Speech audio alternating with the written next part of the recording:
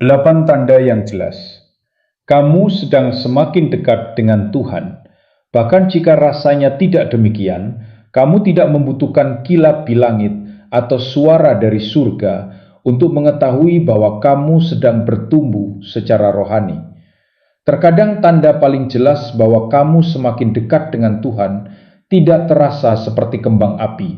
Itu terasa seperti kesetiaan di dalam kegelapan. Izinkan aku mengatakan sesuatu yang mungkin mengejutkanmu. Hanya karena kamu merasa jauh dari Tuhan, bukan berarti kamu benar-benar jauh. Kadang-kadang kedekatan dengan Tuhan bukanlah sebuah perasaan. Itu adalah sebuah fakta. Dan fakta itu dibuktikan oleh bagaimana Dia sedang membentuk hatimu di balik layar. Kamu bertanya-tanya, apakah aku benar-benar bertumbuh? Kamu mempertanyakan, mengapa aku tidak merasa berkobar seperti orang lain? Kamu mengira pertumbuhan rohanimu terhenti karena kamu tidak mengalami terobosan emosional tertentu. Tetapi dengarkan baik-baik. Pertumbuhan yang sejati seringkali terasa seperti pergumulan, terasa seperti bergulat dengan daging, terasa seperti berjalan oleh iman ketika perasaanmu berteriak sebaliknya.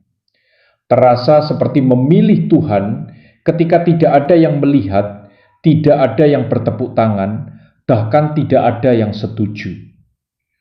Jika kamu ingin tahu apakah kamu benar-benar semakin dekat dengannya, jangan hanya mencari tanda-tanda yang teras. Perhatikan pergeseran yang sunyi, keputusan-keputusan kecil, kematian diri setiap hari, kata ya yang tidak terlihat, doa-doa yang berbisik, ketaatan pribadi. Karena justru di dalam hal-hal yang tidak terlihat itulah Tuhan melakukan pekerjaannya yang paling intim. Jadi hari ini, aku ingin memberimu 8 tanda yang jelas, tak tergoyahkan dan dihembuskan oleh Tuhan bahwa kamu sedang semakin dekat dengannya, bahkan jika itu tidak terlihat atau terasa demikian. Tanda-tanda ini bukan untuk orang yang sempurna, bukan untuk yang palsu. Ini untuk yang nyata, mereka yang berada di parit, mereka yang pernah jatuh tetapi bangkit kembali, mereka yang ingin menyerah tetapi tetap maju, mereka yang mengejar Yesus dengan segenap yang mereka miliki. Jadi, tarik napas, bersiaplah, karena jika tanda-tanda ini muncul dalam hidupmu, maka ya, kamu lebih dekat dengan Tuhan daripada yang kamu kira. Mari kita mulai dengan yang pertama.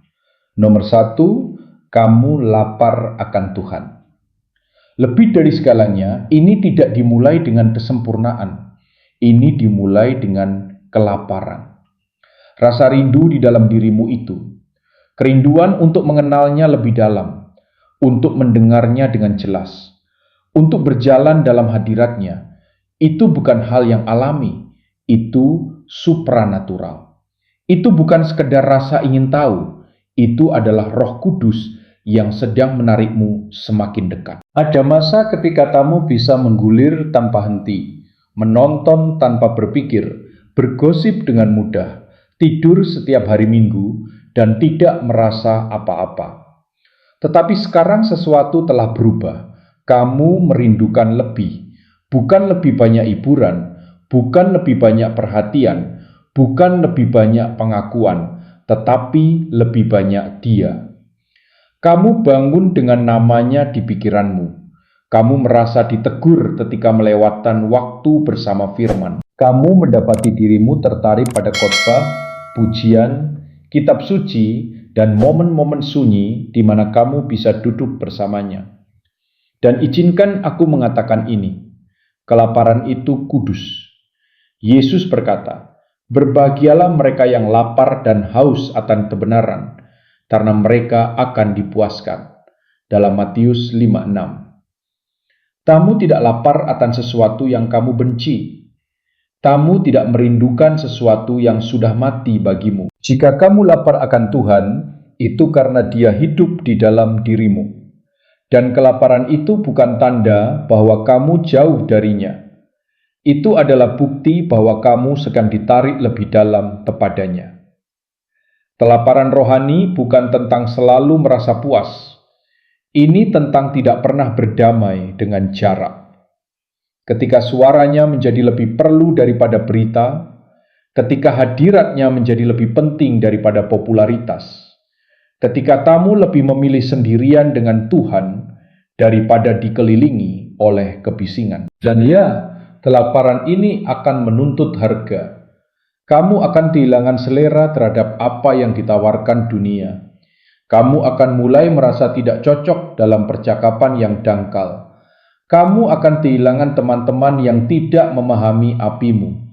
Tetapi, kamu juga akan mendapatkan sesuatu yang jauh lebih besar, kedekatan dengan Tuhan. Jadi, jika kamu merasakan kerinduan untuk mengenalnya lebih dalam, jika rohmu tergerak ketika mendengar namanya, jika kamu lelah dengan yang dangkal dan siap untuk yang kudus, maka dengarkan aku.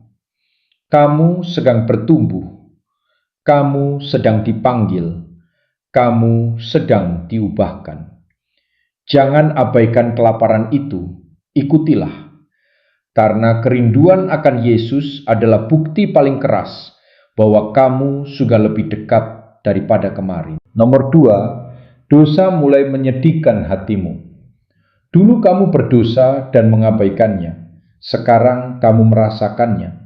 Itu perih, itu mengganggumu, itu membebani rohmu. Itu bukan kelemahan, itu adalah bukti pekerjaan Tuhan di dalam dirimu. Salah satu tanda paling jelas bahwa kamu semakin dekat dengan Tuhan bukanlah bahwa kamu tidak pernah berdosa, tetapi ketika kamu berdosa, kamu tidak bisa lagi menikmatinya. Dulu kamu membenarkannya, semua orang melakukannya. Tidak terlalu buruk, Tuhan akan mengampuniku. Tetapi sekarang hatimu sakit, kamu tidak merasakan damai ketika berkompromi. Kamu merasakan beratnya, dorongan untuk bertobat, keinginan untuk kembali berlari ke dalam pelukan Tuhan. Itulah Roh Kudus, bukan menghakimimu, tetapi mengoreksimu. Bukan mendorongmu menjauh, tetapi menarikmu lebih dekat. 2 Korintus 7:10 berkata, kesedihan menurut kehendak Allah menghasilkan pertobatan yang membawa keselamatan dan tidak menimbulkan penyesalan. Rasa sedih di dadamu itu bukan rasa malu, itu adalah kasih karunia. Itu berarti hatimu masih lembut, masih peka, masih selaras dengan Bapa. Takutlah ketika dosa tidak lagi mengganggumu. Tetapi jika kamu merasa ditegur, jika pikiran, perkataan, atau tindakan itu menghantammu di dalam, maka pujilah Tuhan. Karena hanya seseorang yang sedang bertumbuh di dalam Dia yang bisa merasakan duka cita seperti itu atas hal yang memisahkannya dari hadiratnya. Dan mari kita perjelas, duka cita ini bukan tentang menyalahkan diri sendiri. Ini tentang mengasihi Tuhan cukup dalam sehingga kamu peduli ketika tindakanmu melukai hatinya. Ini adalah kesadaran. Aku tidak hanya ingin menghindari neraka, aku ingin menghormati surga. Aku tidak hanya ingin lolos dari hukuman, aku ingin melindungi keintiman. Dan inilah bagian yang indah. Ketika dosa mulai menyedihkan hatimu, kamu berlari kepada pertobatan, bukan menjauhinya. Kamu berhenti menyembunyikan dosamu dan mulai menyingkapkannya. Kamu berhenti membelanya dan mulai memusnahkannya. Kamu berhenti mencintainya dan mulai membencinya. Pergeseran itu bukan agama, itu hubungan. Itu adalah bukti bahwa Roh Tuhan sedang mendewasakanmu. Karena bayi mengabaikan kekacauannya, orang percaya yang dewasa membersihkannya dengan cepat. Jadi jika akhir-akhir ini kamu sedang bergumul, jika kamu menangis setelah berkompromi, jika kamu jatuh tetapi sekarang membenci apa yang dulu membuatmu bergairah, jangan biarkan musuh berbohong kepadamu. Duka cita itu bukan tanda bahwa kamu gagal. Itu tanda bahwa kamu sedang berubah. Itu berarti kamu hidup di dalam Kristus.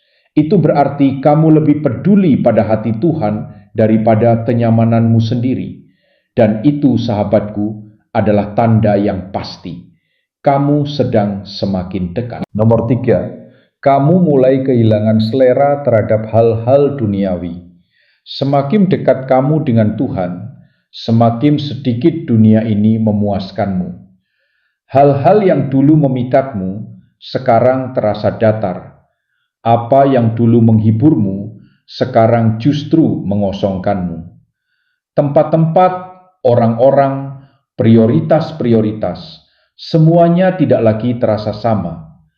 Kamu tidak menjadi pahit, kamu tidak menghakimi, kamu hanya mengalami perubahan selera. Dulu kamu mengejar perhatian, tepuk tangan, dan pengakuan. Sekarang kamu menginginkan keaslian daripada sensasi, kekudusan daripada popularitas, kebenaran daripada tren. Inilah yang terjadi ketika surga mulai masuk ke dalam hatimu. Kamu mulai bertumbuh melampaui hal-hal yang sebenarnya tidak pernah cocok dengan rohmu. Yohanes 1:2-15 memperingatkan kita, janganlah kamu mengasihi dunia dan apa yang ada di dalamnya. Jika seseorang mengasihi dunia, kasih Bapa tidak ada di dalam dia. Itu bukan berarti kamu tidak bisa menikmati hidup, tetapi itu berarti kamu tidak lagi menemukan hidup di dalam hal-hal dunia ini. Sukacitamu tidak berakar pada suka atau pengikut. Nilaimu tidak terikat pada keberhasilan atau tepuk tangan. Damai sejahteramu tidak naik turun mengikuti rekening bank atau status hubungan. Sebaliknya, kamu menemukan sukacita dalam ketaatan yang sunyi. Kamu menemukan makna dalam melayani orang lain. Kamu merasa dipenuhi hanya dengan berada dalam hadirat Tuhan. Kamu mulai melihat menembus asap dan cermin budaya ini. Kamu melihat kehampaan di balik kilauannya. Kamu mengenali umpan di balik kenikmatan. Itu bukan kebosanan. Itu adalah pembedaan. Kamu bukan menjadi terlalu rohani. Kamu sedang menjadi dewasa secara rohani. Kamu berhenti bertanya, seberapa dekat aku bisa ke tepi? Dan mulai bertanya, seberapa dekat aku bisa tetap dengan Tuhan. Kamu tidak perlu membuktikan dirimu lagi. Kamu tidak perlu bersaing. Kamu tidak perlu terlihat. Karena ketika kamu memiliki Tuhan, kamu sudah memiliki satu-satunya hal yang layak dimiliki. Jadi, jika kamu menyadari bahwa dunia mulai terasa membosankan, jika kamu kehilangan selera terhadap gosip, drama, hawa nafsu, atau ketenaran, jika kamu menjauh dari orang, platform, dan pengejaran yang menguras jiwamu, jangan panik, jangan mundur, jangan minta maaf. Itu hanya berarti seleramu telah bergeser. Kamu telah mencicipi kemuliaan Tuhan. Dan setelah kamu meminum air hidup, tidak ada tiruan yang akan memuaskan. Kamu bukan terlalu galam. Kamu akhirnya terbangun. Kamu bukan menjadi fanatik. Kamu sedang menjadi bebas. Dan inilah seperti apa ketika hatimu mulai bergerak lebih dekat ke hati Tuhan. Nomor 4, kamu memilih ketaatan, bahkan ketika itu menuntut harga. Ketaatan terdengar indah, sampai itu mengorbankan sesuatu. Sampai itu mengorbankan reputasimu, kenyamananmu, hubunganmu, rencanamu. Tetapi inilah kebenarannya. Kamu tidak bertumbuh lebih dekat dengan Tuhan dengan berbicara tentang ketaatan. Kamu bertumbuh dengan memilihnya. Bahkan ketika itu sulit, bahkan ketika tidak ada yang bertepuk tangan, bahkan ketika segala sesuatu di dalam dirimu ingin berbalik, ada satu titik dalam perjalanan imanmu di mana kamu berhenti bertanya, apakah ini mudah? Dan mulai bertanya, apakah ini benar? Dan ketika pergeseran itu terjadi, dengarkan aku, kamu sedang bertumbuh. Kamu mulai menaati Tuhan sebelum perasaanmu menyusul. Kamu berhenti bernegosiasi dengan ketaatan sebagian. Kamu berhenti membutuhkan persetujuan semua orang sebelum melangkah maju. Dan ya, terkadang ketaatan akan terasa seperti kehilangan. Kamu akan kehilangan peluang karena integritas berkata tidak. Kamu akan menjauh dari koneksi karena kemurnian berkata jangan ke sana. Kamu akan melepaskan rencanamu karena jalan Tuhan menuntutnya. Tetapi jangan salah, ketaatan tidak pernah berakhir dengan kerugian. Itu berakhir dengan upah. Yesus berkata, "Jikalau kamu mengasihi aku, turutilah perintahku." Dalam Yohanes 14:15. Bukan jika kamu mengasihi aku, bicarakan tentang aku. Bukan jika kamu mengasihi aku, unggah ayat. Dia berkata, taati aku. Karena kasih tidak nyata, sampai itu menuntut harga. Ketaatanlah yang membedakan kerumunan dari yang berkomitmen. Itulah yang membedakan mereka yang bersorak pada hari Minggu dari mereka yang memikul salib pada hari Senin. Itu adalah kata ya yang sunyi ketika tidak ada yang melihat. Doa larut malam ketika tidak ada yang merespons. Iman yang bergerak sebelum perasaan datang. Dan inilah kebenaran yang jarang diberitahukan. Ketaatan yang tertunda tetaplah ketidaktaatan. Dan ketaatan sebagian tetaplah pemberontakan yang dibungkus bahasa rohani. Tetapi ketika kamu mulai memilih jalan Tuhan daripada jalanmu sendiri, bahkan ketika itu menyakitkan, itu adalah kedewasaan. Itu adalah pertumbuhan, itu adalah kedekatan. Jika kamu telah berkata ya kepada Tuhan dan harus berkata tidak kepada kenyamanan. Jika kamu menaatinya bahkan ketika kamu tidak mengerti. Jika kamu berjalan di jalan sempit sementara semua orang lain berada di jalan lebar, maka kamu sedang melakukannya lebih baik daripada yang kamu kira. Ketaatan itu sedang membangun sesuatu yang kekal di dalam dirimu. Teruslah berjalan, teruslah taat. Karena ketaatan tidak hanya membawa berkat, itu membawa keintiman. Dan itulah cara kamu tahu bahwa kamu sedang semakin dekat. Nomor 5. Kamu tertarik pada tempat rahasia. Dulu kamu menghindari keheningan. Sekarang kamu merindukannya. Dulu kamu mengisi setiap keheningan dengan kebisingan. Sekarang kamu mendambakan ketenangan. Itu bukan kepribadian. Itu bukan introversi. Itu adalah kelaparan rohani yang memanggilmu ke tempat rahasia. Apa itu tempat rahasia? Itu adalah waktu pribadi tanpa gangguan di mana kamu bertemu dengan Tuhan. Tidak ada sorotan, tidak ada panggung, tidak ada tekanan, hanya kamu dan Dia. Dan inilah halnya, kamu tidak secara tidak sengaja terseret ke tempat rahasia. Kamu memilihnya, kamu melindunginya, kamu merindukannya. Yesus berkata dalam Matius 6:6, "Tetapi jika engkau berdoa, masuklah ke kamarmu, tutuplah pintumu, dan berdoalah kepada Bapamu yang ada di tempat tersembunyi. Maka Bapamu yang melihat yang tersembunyi akan membalasnya kepadamu." Tahukah kamu artinya? Tuhan tidak menemui kamu dalam pertunjukan. Dia menemui kamu dalam keintiman. Dan ketika kamu semakin dekat dengannya, tempat rahasia menjadi tempat perlindunganmu.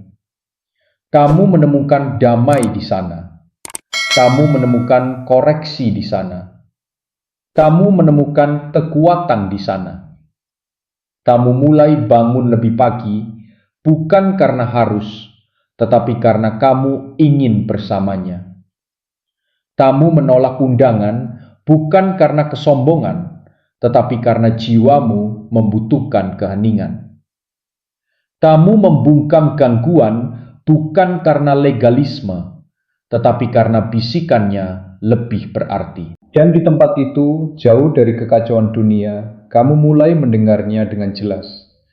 bukan dalam teriakan teras, tetapi dalam bisikan kudus, bukan dalam mujizat eksternal, tetapi dalam pergeseran internal.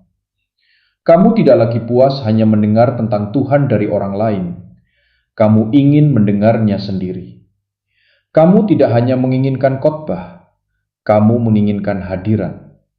Kamu tidak hanya menginginkan rasa merinding, kamu menginginkan Tuhan. Dan inilah ujiannya. Ketika hidup menjadi sibuk, kemana kamu berlari pertama kali? Jika hatimu sekarang terasa sakit ketika kamu melewatkan waktu bersamanya, jika kamu merasa tidak selaras secara rohani ketika kamu mengabaikan waktu sunyi itu, maka jangan lewatkan ini. Kamu lebih dekat daripada yang kamu sadari. Karena bayi dalam iman berlari ke kerumunan, tetapi yang dewasa berlari ke tempat rahasia. Jadi, jika kamu merindukan waktu sendirian dengannya, jika kamu mendapati dirimu membisikkan namanya dalam keheningan, jika kamu merasa lebih hidup dalam hadiratnya daripada di platform, pesta, atau unggahan apapun, maka itu bukan sekedar disiplin rohani, itu adalah hubungan ilahi. Dan itu adalah salah satu tanda yang paling jelas. Kamu sedang bertumbuh. Kamu sedang dewasa. Kamu sedang masuk lebih dalam. Kamu telah menemukan tempat rahasia. Dan yang lebih indah, Tuhan juga menemukanmu di sana. Nomor 6, kamu mengampuni dengan cepat, bahkan ketika itu menyakitkan. Inilah kebenaran yang jarang kamu dengar.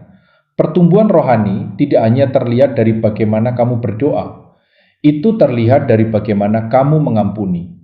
Siapapun bisa mengunggah ayat, siapapun bisa mengangkat tangan dan menyembah, tetapi dibutuhkan kedewasaan untuk melepaskan pelanggaran. Dibutuhkan kedekatan yang nyata dengan Tuhan untuk mengampuni, terutama ketika mereka tidak meminta maaf, tidak berubah, dan tidak pantas menerimanya. Ingin tahu apakah kamu sedang bertumbuh? Lihat seberapa cepat kamu melepaskan orang-orang yang menyakitimu. Pengampunan bukan hanya untuk kebebasan mereka, itu untuk kebebasanmu. Itu bukan mengatakan bahwa apa yang mereka lakukan benar. Itu mengatakan bahwa kamu tidak akan terikat olehnya lagi. Itu bukan membebaskan mereka dari tanggung jawab. Itu menyerahkan jiwamu kembali ke tangan Tuhan. Kolose 3:13 berkata, sabarlah kamu seorang terhadap yang lain, dan ampunilah seorang akan yang lain, sebagaimana Tuhan telah mengampuni kamu. Itu berarti tidak ada pengampunan setengah-setengah. Tuhan tidak mengampunimu setengah, jadi kamu juga tidak boleh mengampuni orang lain setengah. Ketika kamu dekat dengan Tuhan, kamu menyadari bahwa kepahitan mencemari tempat di mana rohnya ingin tinggal. Ketidakmauan mengampuni menciptakan gangguan dalam hubunganmu dengannya. Kamu tidak bisa memegang masa lalu dan meraih Tuhan pada saat yang sama. Dan jujurlah, menyimpan dendam terasa kuat pada awalnya, tetapi akhirnya itu meracuni kamu lebih dari orang yang kamu marahi. Itu menggerogoti damai sejahteramu. Itu mencemari doamu. Itu mencekik sukacitamu. Tetapi ketika Tuhan mulai menumbuhkanmu, sesuatu berubah. Kamu masih terluka, tetapi kamu melepaskannya lebih cepat. Kamu masih ingat, tetapi kamu menolak untuk terus mengulanginya. Kamu berhenti menceritakan ulang kisah itu untuk merasa benar, dan mulai mendoakan mereka sebagai gantinya. Mengapa? Karena Roh Kudus sedang melembutkan hatimu. Dia memutus siklus pelanggaran. Dia menyembuhkan apa yang dulu memicumu. Dia menunjukkan kepadamu bahwa kebebasan lebih berharga daripada balas dendam. Ini tidak berarti kamu menjadi kesep. Kamu bisa mengampuni dan tetap memiliki batasan yang sehat. Kamu bisa mengampuni dan tetap menjauh dari pola yang beracun. Tetapi sekarang kamu melakukannya tanpa kebencian di hatimu. Jadi, jika akhir-akhir ini kamu lebih cepat mengampuni, Jika kamu merasakan roh mendorongmu untuk melepaskannya, jika kamu memilih memberkati mereka yang mengutukmu, ketahuilah ini, kamu sedang bertumbuh. Kasih karunia seperti itu tidak berasal dari daging, itu mengalir dari Bapa. Dan setiap kali kamu memilih untuk mengampuni, kamu semakin menyerupai Dia. Nomor 7. Kamu semakin menjadi seperti Yesus. Kamu bahkan tidak menyadarinya, tetapi orang-orang mulai memperhatikannya. Ada sesuatu yang berbeda dalam nadamu, sesuatu yang lebih lembut dalam reaksimu, sesuatu yang lebih bijaksana dalam pilihanmu, sesuatu yang tidak bisa dijelaskan tetapi tidak bisa disangkal. Kamu mulai terlihat seperti Yesus. Bukan karena kamu sempurna, bukan karena kamu menghafal Alkitab, tetapi karena Roh Kudus sedang mengubahkanmu dari dalam keluar. Inilah seperti apa pertumbuhan sejati. Bukan doa yang lebih keras, bukan kata-kata yang lebih indah, tetapi buah roh yang muncul dalam hidupmu, bahkan ketika tidak ada yang melihat. Galatia 5, 22-23 memberitahu kita bahwa buah roh adalah kasih, sukacita, damai sejahtera, kesabaran, kemurahan, kebaikan, kesetiaan, kelemah lembutan, dan penguasaan diri. Perhatikan, tidak dikatakan usaha manusia, dikatakan buah roh. Itu berarti ini bukan tentang berusaha lebih keras, ini tentang menyerah lebih dalam. Kamu tahu, kamu semakin dekat dengan Tuhan ketika kamu merespons dengan kelemah lembutan saat dulu kamu meledak. Kamu menunggu dengan sabar saat dulu kamu memaksa. Kamu menunjukkan kebaikan bahkan ketika orang lain tidak pantas menerimanya. Kamu berjalan dalam damai ketika badai mengamuk di sekitarmu. Kamu memilih sukacita ketika keadaan tidak memberikannya. Bukan berarti kamu tidak pernah dicobai, tetapi godaan tidak lagi menguasaimu. Bukan berarti hidup menjadi lebih mudah, tetapi kamu menjadi lebih kuat karena Dia hidup melalui kamu. Orang-orang mungkin tidak memahami apimu, tetapi mereka tidak bisa menyangkal buahmu. Mereka tidak melihat pengorbanan sunyimu. Mereka tidak mendengar doa-doa pribadimu, tetapi mereka merasakan sesuatu yang berbeda ketika kamu memasuki ruangan. Dan itulah tujuannya, bukan untuk mengesankan, bukan untuk dipuji, tetapi untuk menjadi cerminan Yesus. Jadi, jika dagingmu semakin berkurang, jika sifatnya semakin bertambah, jika dirimu yang lama sekarang terasa asing, itu adalah Roh Kudus yang melakukan apa yang hanya Dia bisa lakukan. Kamu bukan sekedar menjadi orang yang lebih baik, kamu sedang menjadi cerminan Kristus. Kamu semakin dekat, bukan dengan berjuang, tetapi dengan memandang Dia. Dan semakin kamu memandang Yesus, semakin kamu menyerupainya. Nomor 8. Kamu menghadapi lebih banyak peperangan rohani, karena sekarang kamu adalah ancaman. Mari jujur, beberapa serangan yang kamu hadapi bukan karena kamu lemah, tetapi karena kamu akhirnya menjadi berbahaya. Semakin dekat kamu dengan Tuhan, semakin neraka mencoba melawan. Mengapa? Karena kamu bukan lagi penonton. Kamu tidak suam-suam kuku. Kamu tidak hidup untuk menyenangkan orang banyak. Kamu selaras dengan surga, dan itu membuatmu menjadi ancaman bagi kegelapan. Kamu mungkin merasakannya, gelombang keputusasaan yang tiba-tiba, kecemasan yang muncul tanpa sebab, godaan yang datang lebih keras dari sebelumnya, beban yang tidak bisa kamu jelaskan. Itu bukan kebetulan, itu adalah peperangan. Efesus 6:12 berkata, karena perjuangan kita bukanlah melawan darah dan daging, tetapi melawan pemerintah-pemerintah, melawan penguasa-penguasa, melawan roh-roh jahat di udara. Biarkan itu meresap. Kamu bukan hanya menghadapi hari-hari buruk, kamu sedang mendorong balik perlawanan rohani yang nyata. Tetapi jangan takut, karena perlawanan adalah konfirmasi dari kemajuanmu. Musuh tidak membuang serangan pada orang yang tidak kemana-mana. Dia menargetkan mereka yang sedang maju. Dia membidik mereka yang membawa pengaruh, berjalan dalam ketaatan, dan merebut wilayah bagi kerajaan. Itu kamu. Dan inilah pergeserannya. Dulu kamu jatuh dan tetap terjatuh. Sekarang kamu jatuh lalu bangkit lebih cepat. Kamu melawan. Kamu menyatakan kebenaran. Kamu berdoa lebih keras. Kamu memuji lebih lantang. Kamu berhenti bereaksi dalam daging. Kamu mulai merespons dalam roh. Kamu tidak lari dari pertempuran. Kamu berlari ke lututmu. Itu adalah pertumbuhan. Itu adalah kedewasaan. Itu adalah status pejuang. Dan ya, mungkin terasa lebih berat sekarang. Tetapi itu karena kamu berjalan dalam otoritas. Kamu bukan seperti dulu. Kamu tidak diam.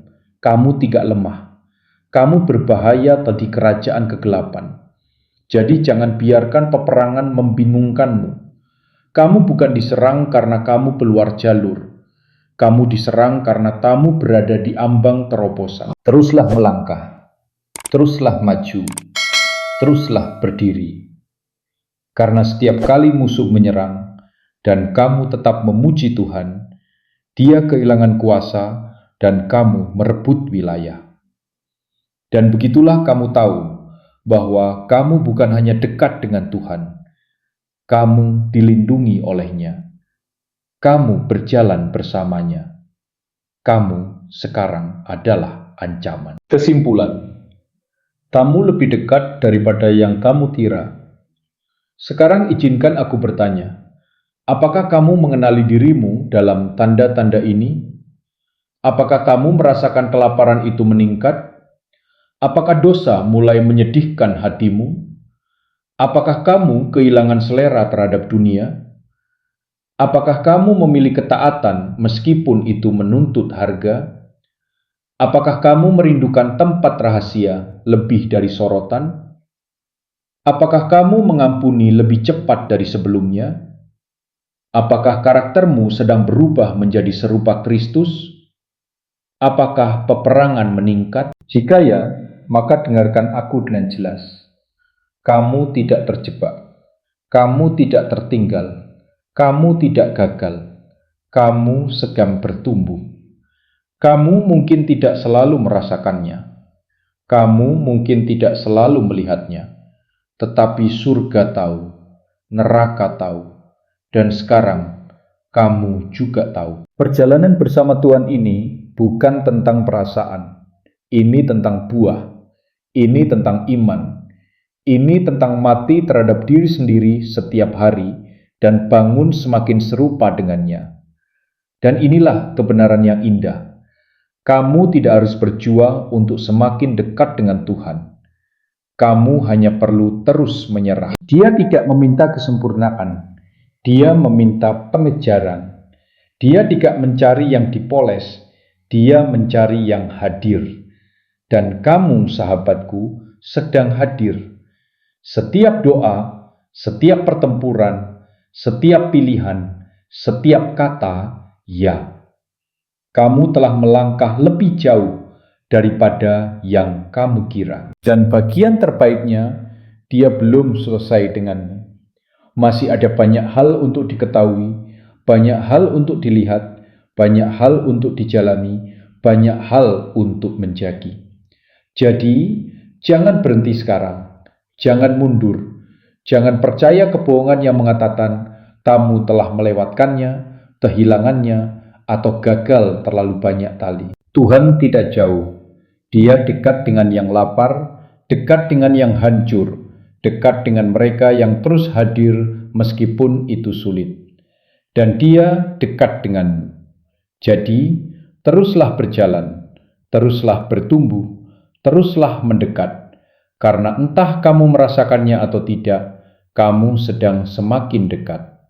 Dan ketika kamu dekat dengan Tuhan, kamu memiliki segala yang akan kamu butuhkan. Sekarang, pergilah dan hiduplah seperti seseorang yang mengetahuinya.